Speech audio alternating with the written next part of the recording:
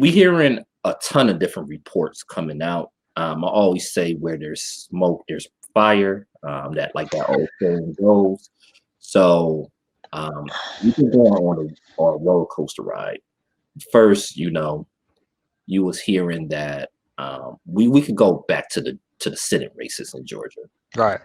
with Biden saying that okay, if we get the Senate, $2,000 checks is going out. Then we hear, well, after they win the election, well, the 600 was part of the was part of It was 2000, part of the 2000. Yeah. It was a so down payment. 1,400, and then we hear that Biden is willing to even go lower than that, negotiating against himself, which is mind-boggling. But that's one part of it. And then he comes out with his COVID relief bill, which would give relief to state and local governments, direct checks, extend unemployment benefits. So there's some good stuff in there, and the cost was 1.9 trillion, which in all actuality is not even enough, if you want to be honest. So the Republicans say, oh, it should be more targeted, and theirs is about 600 billion. And he had the Republicans come to the White House yesterday, and I was like, and when Susan Collins said it was a great meeting, I was like, ugh, I don't like the sound of that. Yeah. But I didn't want to jump to conclusion because it seemed like the Biden administration might have been playing a little bit of hardball too, because they sent Kamala Harris to West Virginia and to Arizona, and her going to they did send her, excuse me, she did interviews. She did interviews, yeah. In Arizona and West Virginia, and Joe Manchin was really mad about her going to West Virginia and doing the interviews there to put pressure on them.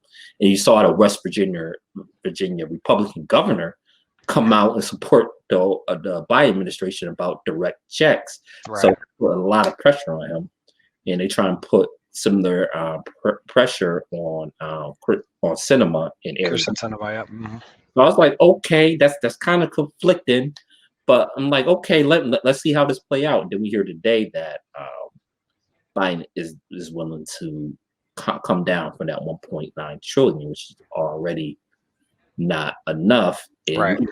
Not just Biden, some other Democrats are too, but then you have other Democrats say no, we shouldn't negotiate at all. Yeah. So what's your opinion on all this? All the news that's been coming out over the last couple of weeks on this COVID?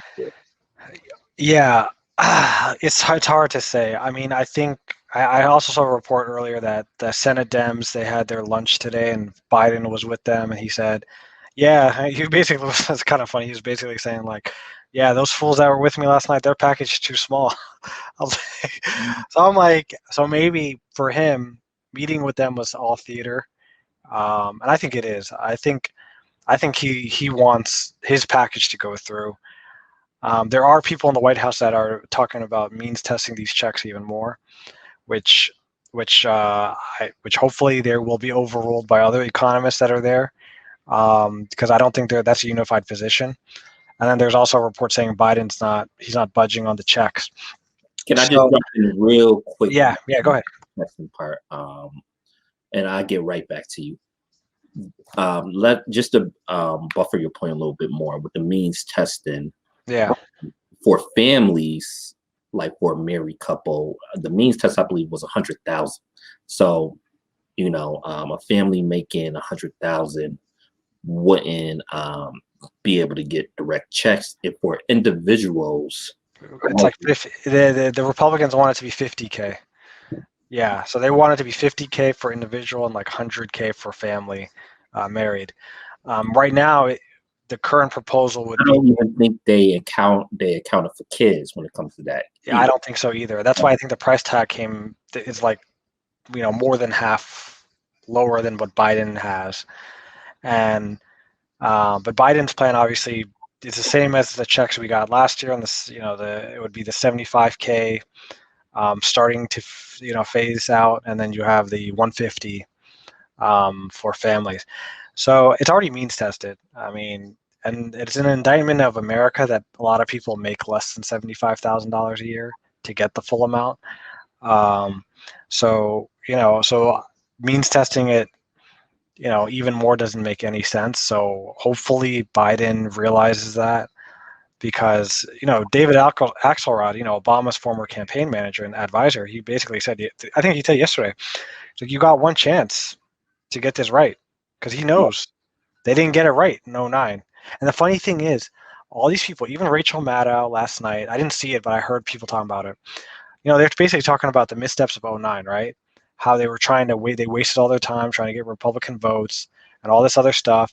Why the stimulus was only $800 billion. Like, they basically were talking about how his administration failed, but they're not saying Obama failed. They're just saying what we did in '09, we can't do right now. Right. So it's kind of funny, the tightrope that they're walking on that, because the only people that were talking about that were like progressives, or people outside the Democratic Party. Like, so the fact that you have the fact that you see mainstream people saying that right now means they know they need to deliver now. Because if you deliver now and you get that virus under control, Right. Biden, he will ride high. He will have high approval ratings the rest of this year, going into next year. I mean, there's just no way, unless there's some kind of crazy scandal or something. But we saw the last 8 years. I mean, the last 4 years, scandals have diminishing returns sometimes. So they have to deliver. So I think, we'll see what, Joe Manchin, he's being annoying and irritating and all this other stuff. But I think at the end of the day, he's going to vote for it, because he's from West Virginia. I mean, people are suffering in West Virginia. The question is, for me at least, my question would be, how many amendments get tacked onto this package? Is it going to be 1.9? Is it going to be more than 1.9? It could be more than 1.9. It could be less than 1.9. Are they going to raise the minimum wage with it? Are they going to basically tell the parliamentarian in the Senate, no, we're going to overrule you? And by the way, you only need 41 senators to overrule the parliamentarian. I don't think there's a lot of complexities with the Senate, but like, basically Kamala Harris can lead 40 other senators to overrule the parliamentary. So you don't need Manchin and Sinema and all these other people to do that. Right. So and the Republicans have done that before. They did it in 2001 when there was 50-50 Senate when Bush was president. And I forgot what they were putting through reconciliation with the tax cuts, but they fired the parliamentarian when they did that. So we'll see. Chuck Schumer is talking a big game right now. Obviously, Chuck Schumer is not great or anything, but it seems to me that he's learned from the past, at least in his rhetoric so far. We're going to see if he can count.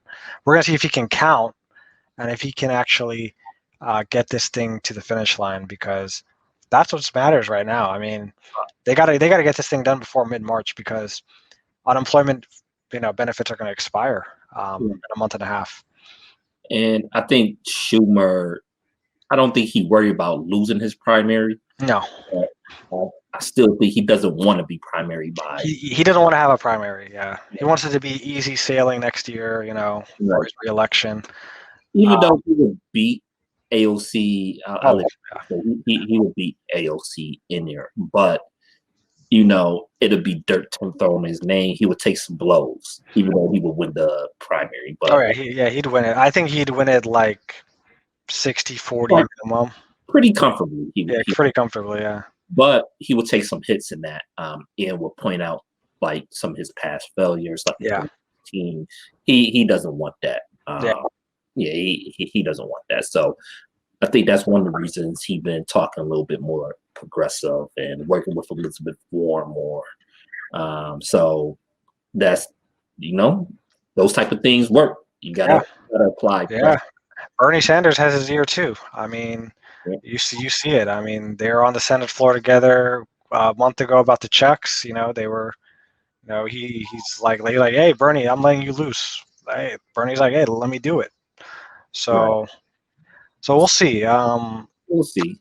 I don't know about the minimum wage, because a lot of the Dems already seen. I saw Tesla on TV today, and he's not really for the $15 minimum wage. He's for a federal minimum wage of $10.10, which doesn't make a lot of sense to me. Make any sense. like you could get away. Like I feel like 5 years ago you could get away with saying you're for like $10 or $11 or whatever. But like the minimum wage hasn't been raised since 2009, and it's 7.25. So it's like, come on, man. Now, Like, if you want and to, besides, even if they increase the minimum wage through this legislation, Biden's plan, just like Sanders' plan too, or whoever else was running that was proposing to raise it to $15, it doesn't happen all at once. It's not going to be $15 until 4 years from now. right, So, and even that obviously is not enough for people, uh, or how the minimum wage should have been tied to inflation, right? Because if it was, then it'd be 22 bucks an hour, $21, whatever it is. yeah, So and that's why I think the push of 15, it all started with the fast food workers in New York, which was yeah, good, which was good. But I do think that a federal minimum wage should be kind of means tested because, like, hmm, I was in the military, right? We used right, to get something called BAH, basic housing allowance, basically, and hmm, it was by the area you live in because certain areas is more expensive. So a living wage need to be paid by your area. Sometimes maybe it's less than 15, but maybe it's more than 15. right, In certain areas in California, maybe the minimum wage should be even more than that. In for some sure, yeah, areas, maybe like in some of these rural areas where the cost of living is extremely low, maybe it should be less than 15. I don't know, but I think just saying that okay, 15 everywhere, not really for it, but I do appreciate the effort of that because at least it is going raise the federal minimum wage. yeah, yeah, yeah. And I also think the type of employer also could be looked at because, like, if you have a company of like, I don't know, 100 people, you probably should be paying $15, right? But if it's like you're employing like 10 people, Right. maybe it should be 12, maybe it should be Well, 11, something like that. I don't know. I mean, yeah, it's a good open, I think, discussion and debate to have because I think because in America, yeah, it's definitely not one size fits all, right. Right. for sure. And also the good thing is most states have already increased the minimum wage. Most states, I don't know how many, but most states have increased it to obviously more than 7.25. A lot of states are at 9, 10, 11 Yeah. dollars an hour.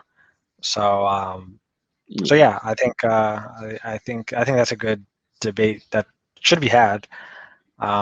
I wish the Republicans would actually engage with it in good faith Mhm. because they keep talking about how it kills jobs, and I'm like, have you guys seen what's happened in the last year?